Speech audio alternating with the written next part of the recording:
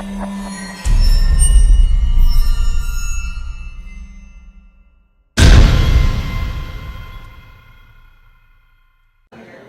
everybody, Mandis Bucker here with Maximum Muscle Report. We're at the 2018 Arizona Pro.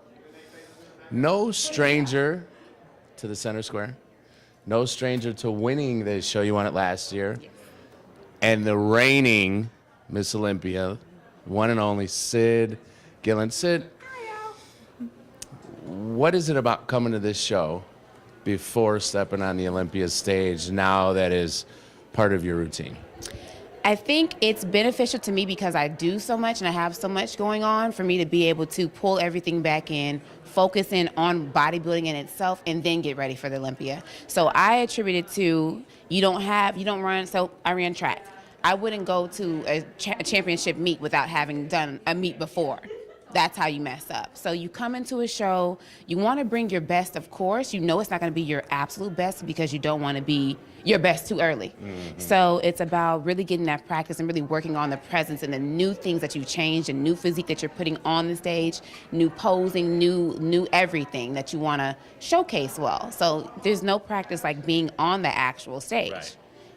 Now, especially for someone like you, because your season really starts in the beginning of the year. Mm-hmm. And you do the second biggest shows, you do the Arnold circuits, and then you're off for quite a few months. Mm-hmm. So it does make sense. Now let's touch on, you say you've got a lot of other stuff going on. What are some of the things that Cyd Gillon has going on besides being the best figure competitor in the entire world? Well, most important thing right now is my scholarship. If you need to apply for student athletes, high school seniors, and undergraduate student athletes, that's due next week of the day of the Olympia. So that's the most important. Because you don't have enough going on already. Right, I don't. But hey, I want to give y'all some money, so take it, okay? So, and then besides that, I'm a student, a grad student at USC. I'm finishing my final semester. So that's another reason why I have to come here, because I'm so immersed in school.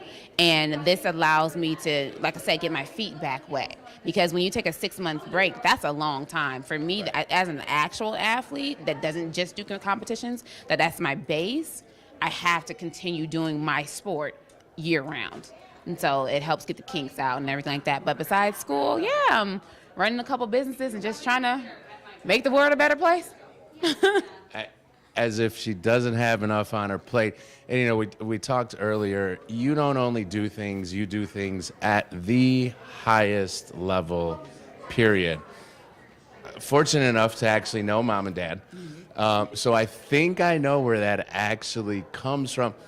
At what age did you start realizing that things that you do, when you do them, not only do they have to be done well, you have to be the best at everything?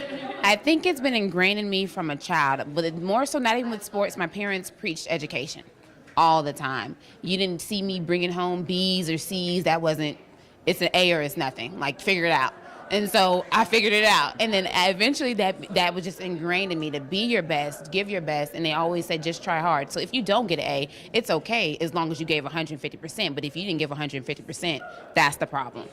Now, you know, I hear a lot of athletes a lot of times. Fortunately, I coach quite a few athletes myself. And I think the biggest thing we run into is they get overwhelmed. Mm-hmm. And I asked Skip's obviously your father, for those of you who don't know. And I said, Skip, how does she do it? How does she do all this?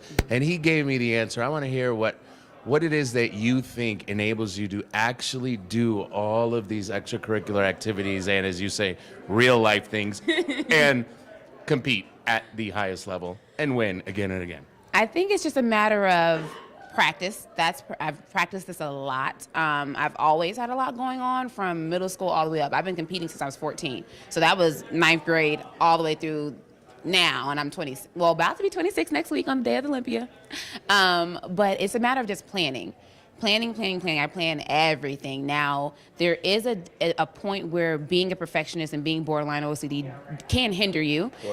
Borderline, you know. But you just have to recognize when you're getting there and pull it back. So it's not like I don't have slip-ups. I always like to be very honest about who I am and what I bring. So you will have slip-ups. I still do. But it's a matter of how you get back from those slip-ups. So you can get overwhelmed for a second. So, for instance, the first week of starting this semester of grad school, it was a lot going on. My schedule is packed. It still is packed, but it took me that transition week. So you got to give yourself that time to really get everything a handle, and don't think that everything's going to be perfect that first week. But after that week, you should have it down. You better figure it out quickly that week so you can just practice it and get better. Sounds like it's all about, as Skip said, time management. Time management is key, yes. That yes. is it. I know you're hungry. I know you got people waiting. I know you have a lot going on. I could talk to you for hours, as always. Cyd, it's always a pleasure to see you. Congratulations once again. Guys, until next time, if you don't know, again, the reigning champ, grad school, scholarship going on for student athletes. Go check it out. We will see her next week as she defends her title. Cyd Gillon, Mandus Buckle, Maxim Muscle Report. We're out.